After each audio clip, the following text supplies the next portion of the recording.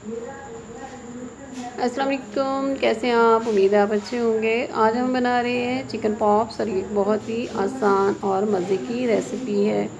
Schools खुल रहे हैं, आप टिफ़िन के लिए बना सकते हैं। स्टार्टर्स के तौर पे बेहतरीन है मेहमानों के लिए, और ख़ुद भी खाएं जब आपका दिल चाहे। बहुत ही मज़े की और आसान रेसिपी है। यूँ समझें आपने किचन में जाना है और बाहर आ जाना है, लेकिन ये जब आप बनाएंगे और आपके बच्चे ख़ास तौर पे आपसे ये दोबारा फरमाइश करेंगे तो आपको बहुत खुशी होगी। इसके लिए हमें चाहिए 2 अंडे, और इन अंडों को हम फेंट लेते हैं। अच्छी तरह फेंटने के बाद हम इसको चिकन में शामिल करेंगे। तो चलिए शुरू करते हैं। हम अंडों को, इनमें कोई चीज़ हम नहीं डालेंगे, नमक वगैरह मिर्च कुछ भी नहीं। मैं फोक के साथ इसको फेंट रही हूँ, बहुत ज़्यादा फेंटने की ज़रूरत नहीं है, लेकिन अच्छी तरह इसको फेंट लेते हैं। और ये हमारे जो है रेडी हो गए हैं। 250 ग्राम चिकन है ये। इसको छोटे छोटे पीसेस में काटे हैं, जो आपको पसंद हो। मैंने इनको क्यूब्स में काटा है। तेज़ छुरी ले लें, उसके साथ आसानी से कट जाएगा। चिकन को काटने का बड़ा अच्छा तरीका ये होता है कि अगर आप इसको थोड़ी देर फ्रीज़र में रख दें, ठंडा हो जाए तो काट लें। बर्फ़ बनी हो तो ये बहुत अच्छी तरह कटिंग हो जाती है। जिस तरह की शेप आपने देनी हो आप उसे आसानी से दे सकते हैं। तो इस तरह हम चिकन को धोने के बाद स्टेन करें और फिर इसको काट लें।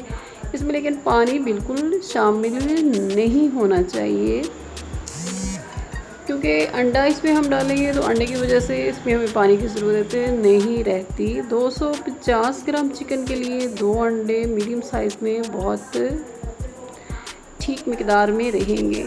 मकदार का ख्याल रखें तो हमारी जो रेसिपी है वो बेहतरीन तैयार होगी। एक बाउल ले लेते हैं, बाउल में हम लोग इसको डाल लेंगे। चिकन जो कटिंग की हुई है, फेंटे हुए अंडे इसके अंदर डाल लेते हैं। ये देखिए, एक स्ट्रेनर ले लेते हैं और स्ट्रेनर की मदद से हम इसमें जो चीज़ें डालेंगे वो अच्छी तरह मिक्स करके छान के मिक्स करेंगे। ये 2 चम्मच मैंने मैदा लिया है और इसको अच्छी तरह छान लेंगे। अच्छी तरह छान के फिर इसमें हम 1 चम्मच बेकिंग पाउडर डालेंगे और इसको इस तरह स्टेन कर लेंगे, ताकि अगर इसमें कोई गिल्टी वगैरह है वो ना बने। मौसम आप जानते हैं, बरसात के बाद चीज़ें जो होती हैं वो पैक शुदा भी इतनी रिफाइंड नहीं होती, तो इसलिए बेहतर होता है कि स्टेनर के साथ हम इसे स्टेन कर लें।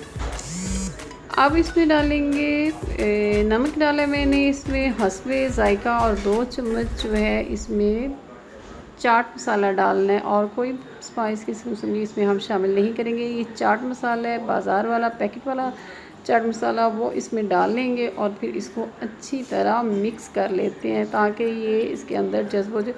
इसको मैरिनेट नहीं करना, कुछ देर के लिए बिल्कुल नहीं रखेंगे। ये सब कुछ मिक्स करने के बाद हम उसी वक्त इसको फौरी तौर पे फ्राई कर सकते हैं, और फ्राई करने में भी ज़्यादा टाइम बिल्कुल नहीं लगता। मुश्किल से 5 मिनट में आप इसे आसानी से फ्राई कर सकते हैं। बच्चों के लंच बॉक्स के लिए बनाना हो तो आप इसको रात को मैरिनेट करके रख सकते हैं, लेकिन उसके लिए फिर इसमें नमक की मिकदार बहुत कम रखिएगा, ताकि इसमें नमक तेज़ ना हो जाए।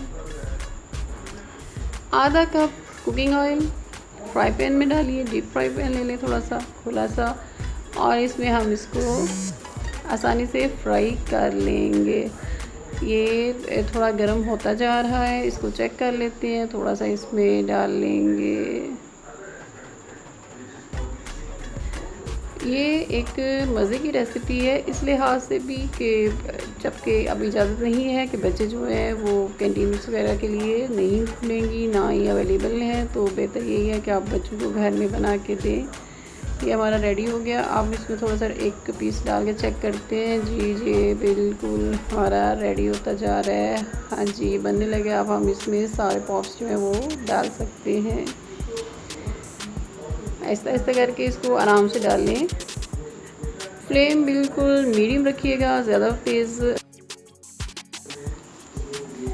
इससे ये बहुत जूसी बनेगा, अंदर से नरम होगा, ये अकड़ेगा नहीं। लेकिन अगर आप आग को ज़्यादा तेज़ कर देंगे, इसका फ्लेम जो है वो हाई हो जाएगा, तो आपका ये जो पॉप्स हैं, चिकन पॉप्स हैं, ये अंदर से जूसी नहीं रहेंगे, नरम नहीं होंगे। बड़ों के लिए और ख़ास तौर पर बच्चों के लिए खाना इनको बहुत मुश्किल हो जाएगा। तो ज़रूरी है कि रेसिपी के दौरान जो आपके साथ शेयर की जा रही होती है, जिस तरह जितनी मिकदार में जो चीज़ बताई जा रही होती है उसे उतना ही रखें, ताकि ये वैसी ही बने जैसी कि आपको दिखाई जा रही। ये बहुत बेहतरीन रेसिपी है और ये मेरे बच्चों के लिए, ख़ुसूसन मेरी बेटी को मोस्ट फेवरेट है उसकी। और ये देखिए इसका कलर चेंज होता जा रहा है बेकिंग पाउडर की वजह से। जो हमने इसके ऊपर मैदा लगाया है वो भी थोड़ा फूल सा गया है, नरम हो गया है, ये अंदर से भी बहुत जूसी है। हमेशा बेकिंग पाउडर इसमें यूज़ करें, इसमें बेकिंग सोडा जो है, जो मीठा सोडा जो होता है उसका इस्तेमाल ना करें, वो सेहत के लिए अच्छा नहीं होता, स्टेन कर लेते हैं। उम्मीद है मेरी ये रेसिपी आपको पसंद आई होगी। मेरे चैनल को सब्सक्राइब करना ना भूलिएगा, मेरी वीडियो को लाइक करें, शेयर करें और अपनी दुआओं में याद रखिएगा। फिर मिलेंगे एक नई और मज़े की रेसिपी के साथ। तब तक के लिए अल्लाह हाफ़िज़।